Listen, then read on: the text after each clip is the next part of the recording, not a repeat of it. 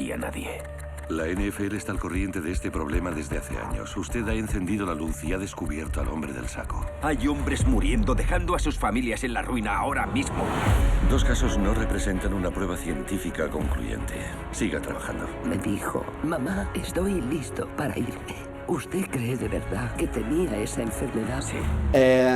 As I said, I thought it was a very interesting issue, but you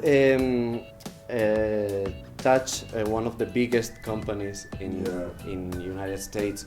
Director Pete Landesman has told a lot of times that he didn't make the movie to please anyone, but he didn't thought about what the NFL would think about the movie. You're the biggest name in the poster, so I want to know how you lived the process. If you had any awkward phone calls or it was. Well, we didn't have any contact with the NFL during the making of this film. It was much more legal that they were dealing with, what we could do and say. But for the most part, once something is true, you're allowed to say it. And this movie was about a man who told the truth.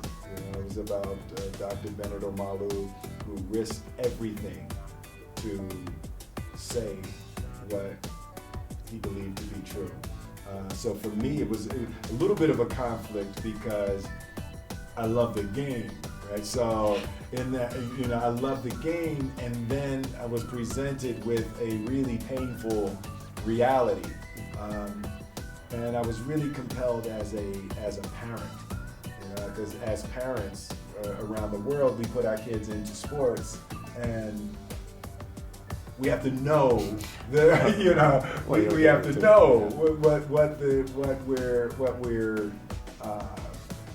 putting them in the way of. So it was for me, it was hugely important to deliver this reality.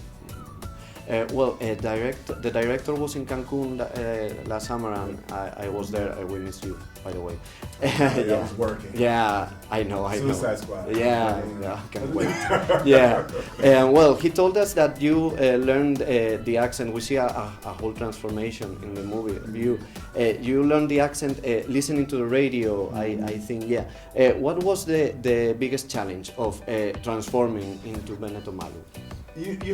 Bennett is really quirky and idiosyncratic. So I had a chance to spend time with him, and I watched him do everything. I watched him eat. I watched him drive his car. I watched him tie his tie. I watched him perform autopsies.